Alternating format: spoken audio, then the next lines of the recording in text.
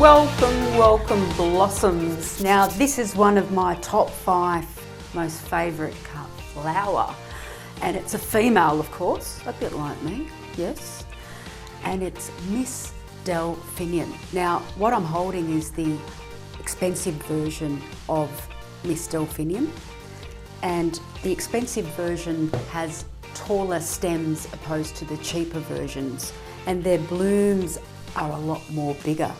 This is outstanding, and they start aging from the bottom up to the tail. And this one's really fresh because you can feel it in the stems and you can feel it in the bloom as well. So it needs to be crispy when it comes to the feel. Now, I've met a lot of people in my life that are hollow, and this is a cut flower that has a hollow stem. So hold that thought because we're going to zoom in now on the stem. So I'm just going to tilt it up, and if you could zoom in and see the stem there, it's quite hollow. Now when it's hollow, the tip to making it last even longer, you need to get some cotton wool, wet it up and stuff it into the hollow stem, and that's going to give it extra hydration.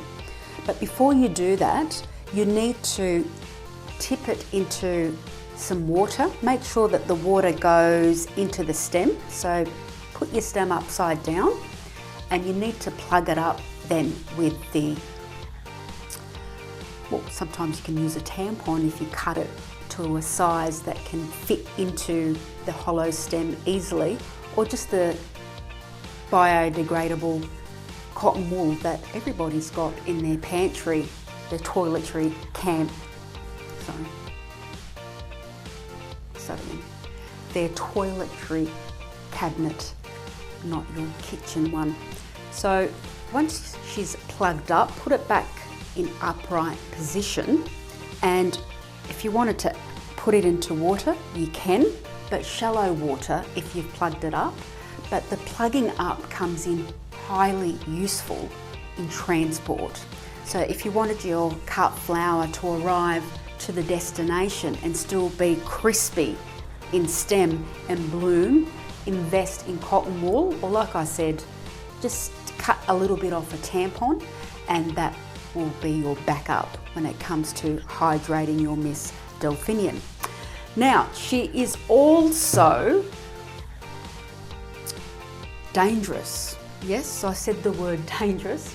Her sap is very poisonous. So when you're cutting your stem on an angle, because it is female, I recommend you glove up. So invest in some latex glove if you are touching the stem, because some of us are very sensitive to that sap. I'm not, but others are. I've got a few girlfriends of mine that glove up.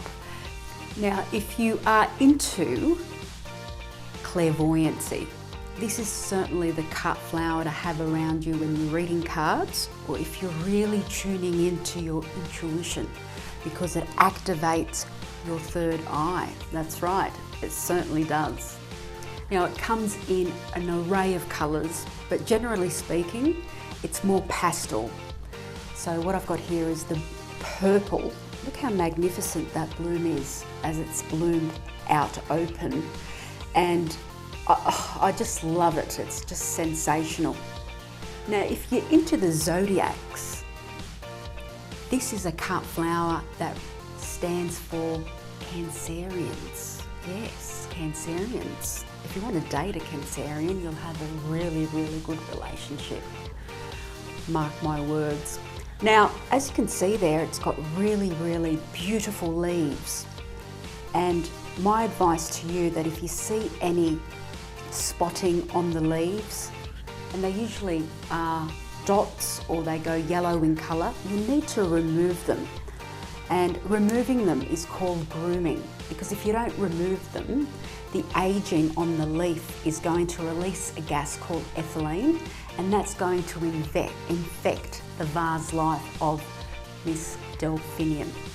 Now, if you look closely at the buds, it looks like a dolphin, and that's what the Greeks used to refer to Ms Delphhinium as. It used to remind them of a dolphin. and we all love dolphins, and if this is a cut flower that is going to represent dolphins, I'm in on it. And on that note, it's a wrap, blossoms.